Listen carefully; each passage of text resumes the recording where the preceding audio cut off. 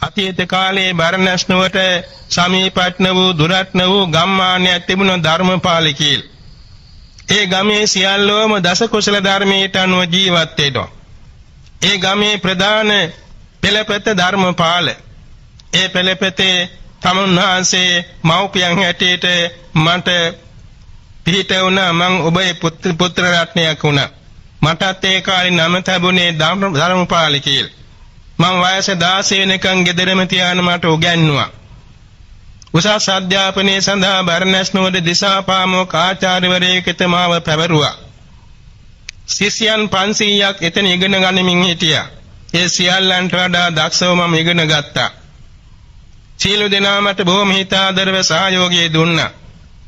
ඒ අතර ගුරුවරයාගේ ජේෂ්ඨ පුත්‍ර රත්නයේ අධිසියේ කලුරිය කළා. සියල්ලෝ මහඬා වැළපී ආදාන කටයුතු යෙදුණා. මම විතරක් ඇඬුවේ නැහැ. අනිත් ශිෂ්‍යෝ මගෙන් අහනවා මිත්‍ර ධර්මපාල කුමාරය ඔබ ඇයි මේ අපේ ආචාර්යයන් වහන්සේගේ පුතාගේ අභාවයෙන් ඇඬුවේ නැත්තේ අනිත් ඔක්කොම ඇඬුවානේ කියලා. එදා මම කියා හිටියා මේ මරණය අනියම් මරණයක්. අපේ ගමේ නම් කුඩා වයසේ කවදාවත් කෙනෙක් මැරෙන්නේ නැහැ. ඇයි ධර්මපාල මේ මරණයට අවශ්‍ය නියමයක් නැහැ නේද? ඕ මම දන්නවා සියලු සංස්කාර අනිත්‍ය බව. නමුත් මේක අයිතු මරණයක්. මං ඒ නිසා ඇඬුවේ නැහැ. මගේ යුතුයකම් මං ඉෂ්ට සිද්ධ කළා. මං එක බොහොම හිත මිත්‍ර වේටිය දරුවෙක් තමයි ආචාර්යයන් වහන්සේගේ පුත්‍රවන. ඔය කතාව ගුරුවරයාට ආරංචි වුණා. ගුරුවරයා හිතුවා මේ කතාවේ ඇත්තක් තියෙනවා මේක සොයා බලන්නට ඕනි කියලා. ටික දවසකින් කුඩා අතවැසියෙක් එක්ක ගියා ධර්මපාල ගම සොයාගෙන. පිට්ටනියක වැටෙන තිබුණේ එළුවට කැබැල්ල ගොත් සෝදාගෙන පසින් මුක දාගෙන ගියා කතාවට. ගිහිලා වෙලාවේදී ඒ ධර්මපාල ගමේ ප්‍රධාන පෙළපත ඇති මේ ධර්මපාල කුමාරගේ මව්පියන්ගේ නිවස බලා ගියා. පුදුම දෙයක් කවදාකවත් දැක්ක නැති දෙයක් එදා දැක්කා. කිසිම විධානයක් නැතුව දෙන්නේ කිසරට වෙලා ආචාර කළා. එක්කෙනෙක් අතේ තිබුණු කෙන්ඩිය කොයි වගේම කුඩය මේවා පිළිගත්තා. එක්කෙනෙක් පාද හොදන්න පැන් එලවා තියලා දෙපාදේ දෝවණී කළා. එක්කෙනෙක් ආසනේ පැනේව, එක්කෙනෙක් පවන් සැලුව, එක්කෙනෙක් පැන්ගෙනලා දුන්න පානීය කරන්න. මේ පුදුම දේවල් දැක්කාම සතුටක් ඇති වුණා. කවදාකවත් ගෙදරකට එනකොට මේ වගේ ආගන්තුක සත්කාර මීට ඉස්සර ලැබිලා නැහැ. ඔය සත්කාර විඳගෙන ඊට පස්සේ මේ ධර්මපාලතුමාගේ පියතුමා සම්මුඛ වෙලා කතාව ආරම්භ කළා. මිත්‍ර ධර්මපාලතුමනි, මම තමයි දිසාපාමොක් ආචාර්යවරයා හැටියට ඔබේ දරුවාට උගන්වුවේ. මගේ ශිෂ්‍ය පිරිස 500ක් ඉන්නවා. ඔබේ දරුවා ධර්මපාල කුමාරයා බොහොම දක්ෂයි. එකවරක් කියපු දේ නැවත කියන්න වෙන්නේ නැහැ. බොහොම හොඳින් ධාරණ ශක්තිය ඇතුව සෙනිකව ඉගෙන ගන්නවා ත්‍රිවේදය. අනිත් දරුවන්ට වඩා බොහොම සුවිනීතයි, සුවචයි, කීකරුයි, ඥානවන්තයි. යමක් කියන්නේ ඉස්සර තේරුම්ගෙන ඒවා කරනවා. හැබැයි දරුවා අදිසි අන්තරා වුණා. ඒ කියලා යන්න යාවේ. එතකොට මේ පියතුමා සිනහ වුණා. දරුවා නැතුණා කියනකොට සිනහ වෙන පිය කෙනෙක් ඉන්නවාද කියලා ඇහුවා. එතකොට පියතුමා කියා හිටියා ඔක වෙන දරුවෙක් නැති වෙන්නේ නැති මගේ දරුවා නම් එහෙම අකල් මරණයට යන්නේ නැහැ. ඊළඟට කියා හිටියා අර පසුම්බියේ තුමුණ එළුවට කබල පෙන්ලා මෙන්න බලන්න චිත්තකයෙන් ගත්ත භස්මාවශේෂ කොටසක්. ගෙදර සියල්ලෝ මත්පොල් සංඝාසීනහ වුණා. ඕක එළුවෙකුගේ නැත්තම් සුනකයෙකුගේ. මිනිස්සුෙකුගේ වෙන්න බෑ කිව්වා. ඒ වෙලාවේ දිසාපාමොක් ආචාර්යතුමා නැගිට්ටා. ආචාර කළේවා පින්වත් බ්‍රාහ්මණතුමනි, මට යමක් දැනගන්නට ඕනේ. තමුන්වහන්සේ මෙච්චර සතුරු සිතින් තමාගේ දරුවාට අකල් මරණයක් නොවෙනවා කියන්නේ යම්කිසි හේතු සාධක ඇතුවයි. කරුණාකර කියන්නේ තමුන්වහන්සේගේ පෙළපතේ යම්කිසි බ්‍රහ්මචර්යාවක්, ශ්‍රේෂ්ඨ ගුණ ධර්මචර්යාවක් තියෙනවා නම් මට කියන්නේ ඇයි මේ අකල් මරණයක් නොවෙන්නේ? වෙලාවේ බෝසත් පියතුමා කියා හිටියා පුදුම විදිහේ ගුණ කතනයක්. පින්වත් ආචාර්යයන් වහන්සේ, අපේ පෙළපතේ සියල්ලෝම පස්පවෙන් දස කුසලෙන් වැළකීලා ධර්මචාරීව ජීවත් වෙනවා. අපේ පෙළපතේ කිසිම කෙනෙක් අපාට යන පාපයක් කරන්නේ නැහැ. දන මුසාවක් කියන්නේ ඒ නිසා අපේ පෙළපතේට දීර්ඝායුෂ ලැබිලා තියෙනවා.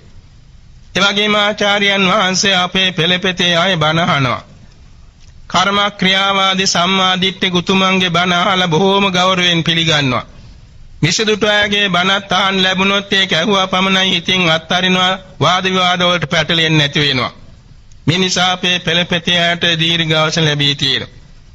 ඒ වගේම ආචාර්යයන් වහන්සේ අපි දන් දෙනවා. දන් දෙන්න ඉස්සෙල්ලා හිත පහදවා ගන්නවා. දුගී මංගී අසරණ අනාථ ආදීන්ට උනත්, තිරිසන් සතෙකුට උනත්, සිල්වත් ගුණවත් ශ්‍රමණ බ්‍රාහ්මණ ආදීන්ට උනත් දානේ දෙන්න ඉස්සෙල්ලා හිත පහදවා ගන්නවා. දන් දීලා, දන් දෙමින් පහදවා ගන්නවා. දන් දීලා අවසානයේත් පහදවා ගන්නවා. තුන් හිත පහදවාගෙන දන් දීමේ සිරිත අපේ තියෙන බැවින් අපේ පිරිසට දීර්ඝාස ලැබී තියෙනවා. අපේ නිවසේට යම් කෙනෙක් ආගන්තුක වශයෙන් එනවා නම් බොහොම ආදරෙන් අපි පිළිගන්නවා. ආසන දීලා, කැම බීම දීලා, අවශ්‍ය දේ සොයලා බලලා දීලා බොහොම සතුටු කරලා අපි පිටත් කරනවා. කිසි කෙනෙකුට නැtei බැරි කියන්නේ නැහැ. ඒක නිසා අපේ පෙළපෙතේට දීර්ඝාස ලැබී තියෙනවා. අපේ පෙළපෙතේ ස්වාමී පක්ෂයේ සෝදාර සන්තෝෂයේ කියන පිරිසුදු ගුණයක් ආරක්ෂා කරනවා. එවැගේම භාර්යා පක්ෂයේ සීලම දෙනාම පතිවෘතා ගුණය මැනවින් ආරක්ෂා කරනවා. මේ නිසා අපේ පෙළපෙතේ දරුවන්ට දීර්ඝාස ලැබී තියෙනවා. එවැගේම අපේ පෙළපෙතේ දෙමව්පියෝ ඊතා පිරිසුදුව පංචශීලය ආරක්ෂා කරනවා. මේ නිසාම අපේ පෙළපෙතේ උපදින දරුවෝ බොහොම ඥානවන්ත, ගුණවන්ත, පින් පුණ්‍යවන්ත, උද්ග්‍රහණ ධාරණ කුසලතාව ඇති වාසනාවන්ත දරුවෝ වෙනවා. ඒ නිසා අපේ දරුවන්ට දීර්ඝාස ලැබී තියෙනවා. ඒ වගේම අපේ පෙළපෙතේ දෙමව්පියෝ, සහෝදර සහෝදරියෝ, දූ දරුවෝ කොම පස්පවෙන් වැළකීලා මෙලොව පරලොව තේරුම්ගෙන දස කුසලෙන් වැළකීලා දස කුසල ධර්මයට අනුව පිළිවෙත් පුරනවා. ඒ නිසා අපේ පෙළපෙතේ අයට දීර්ඝාස ලැබී තියෙනවා. අපේ නිවෙස්වල වැඩිහිටියන් පමණන්නේ දසදස් කම්කරු සේවක සේවිකාවෝ පවා මෙලොව පරලොව තේරුම්ගෙන පස්පවෙන් දස කුසලෙන් වැළකීලා දස කුසල ධර්මයට අනුවම ජීවත් වෙනවා. ඒ නිසා අපේ පෙළපෙතේ දරුවන්ට දීර්ඝාස ලැබී තියෙනවා. පින්වත් ආචාර්යයන් වහන්සේ මේ වාගේ දස කුසල ධර්මයේ හැසිරෙන තැනැත්තන් ඒ ධර්මයේ විසින්ම ආරක්ෂා වෙනවා. දස කුසල ධර්මයේ මනවින් රැක ගන්නා තැනැත්තාට මෙලොව පරලොව ලොවේ ලෝතුරා සුව සැලසෙනවා. ධර්මයේ ආනිසංස මෙහිමයි. කවදාකවත් දස කුසල ධර්මයට අනුව ජීවත් වෙන තැනැත්තා දුගතියට වැටෙන්නේ ආචාර්යයන් වහන්සේ. එසේම ආචාර්යයන් වහන්සේ මහා වර්ෂාවක් පතනේ වෙන වෙලාවේදී ශක්තිමත් ඡත්‍රයක් කොඩයක් දරා ඉන්න තැනැත්තා නොතමී රැකෙනවා. ඒ වාගේ දස කුසල ධර්මයට අනුව ජීවත් වෙන තැනැත්තා ඒ ධර්මයෙන් ආරක්ෂා වෙනවා. මේ පෙන්වන ඇටකැබලෙත් සතුන්ගේ සතුගේ වෙන්න පුළුවන්. මගේ පුතා ධර්මපාල කුමාරයා ඇත්ත වශයෙන්ම ජීවත් වෙනවා කියලා මං අද සතුටෙන් පිළිගන්නවා කිව්වා. මේ කියන කතා සියල්ලම ගාථා වලින් කියවන සියල්ල ලියාගත්තා. ලියාගෙන මේ ආචාර්යයන් වහන්සේ කියන පින්වත් බ්‍රාහ්මණ තුමනි, ඔබ කියන දේ ඊටාම සතුටින් මා පිළිගන්නවා. ජීවත් වෙන ඔබේ පුත්‍ර රත්නේ මගේ පුතා තමයි අභාවයටපත් උනේ. මේ කියන ගුණධර්ම සියල්ල මගේ පවුලේ මින් ඉදිරියට පිළිවෙත් අනුව පුරනවා. තමුන්නාචර බොහොම ස්තුතියි. මම මගේ ආයතනයට ගිහිලා අධ්‍යාපන කටයුතු ඒ දරුවාට සම්පූර්ණයෙන්ම පිරිනමලා මහ පෙරහැරින් එවනවා කියලා පිටත් වෙලා ගියා. දේශාපාමොක් ආචාර්යයන් වහන්සේ තමන්ගේ අධ්‍යාපන ආයතනයට ගිහිල්ලා ධර්මපාල කුමාරයාට ගුරු මුෂ්ටියක්වත් ඉතිරි නැතුව සීලම ශිල්ප ශාස්ත්‍ර උගන්වලා මහ පෙරහැරින් කියගමට පිටත් කර යැවුවා. ඒ බෝසත් කුමාරයන් වහන්සේද දිවිහිමින් දෙමෝපියන් උපස්ථාන කරමින් ලෝතර බුදුබා පතමින් පාරපුරා පාරමී පුරලායු කෙලවර සුගති පරායන වුණා. එලාවේ ත්‍රිලක්ෂණ චතුරාර්ය සත්‍ය පාදාත් භාග්‍යතුන් වහන්සේ රජතුමාට ආභෝධයක් ලබා දුන්නා. එදවසේදී පින්වත් මහරජතුමනි මෞපිය වශයෙන් සිටි ඔබ දෙන්නා තමයි. ඒ කාලේ ධර්මපාල කුමාරයා වුණේ මමයි. ඒ කාලේ මගේ පිරිවර සියල්ලෝ මේ බුදු පිරිසයි. හේතුමනේ එදා ඒ කාලේ තිබුණු ධර්මපාල ගම අද නැහැ. එදා ඒ කාලේ තිබුණු බර්ණස් නුවර නෙමෙයි අද තියෙන්නේ. ඒ කාලේ තිබුණු ගෙවල් දොරවල් මාලිගා කිසිවක් අද නැහැ. ඒ සියල්ල වෙනස් වෙලා ගියා. මම්මාවත් වේතිපවා වෙනස් වෙලා ගියා. ඒ කාලේ හිටියේ මිනිස්සු අද නැහැ. මේ විදිහට සීලම දේවල් తాවකාලිකයි. යමක් ඇතිව නැතුව යනවා නම් ඒ සියල්ල අනිත්‍යයි. ඇතීමින් නැතිවීමින් පීඩා වෙන බැවින් ඒ සියල්ල දුක්ඛයි. කෙනෙකුගේ කැමැත්තෙන් උපවට්නා බැවින් අසාර නිසාර බැවින් අනත්තයි පිළිකුල් බැවින් අසුභයි. අනිත්‍ය දුක්ඛ අනාත්ම අසුභ සියලු සංස්කාර දුක්ඛ සත්‍යයි. ඒ දුක්ඛ සත්‍ය උපදවන තෘෂ්ණාව දුක්ඛ සමුදය සත්‍යයි. දුක්ඛ සමුදයට නැති සාන්ත නිවන දුක්ඛ නිරෝධ සත්‍යයි. නිවන ආબોධ කෙරෙන ආර්ය අෂ්ටාංගික මාර්ගයේ දුක්ඛ නිරෝධ ගාමිනී ප්‍රතිපදාරේ සත්‍යයි. බුදු පසේ බුදු මහරහතන් වහන්සේලා දීර්ඝ කාලයක් දාන සීල නෛෂ්ක්‍රම්‍ය ආදී පාරමී පුරා බෝධි සම්භාර පුරා මේ ආර්ය සත්‍ය අවබෝධ කරගෙනයි අමා මහ නිවනටපත් වෙන්නේ.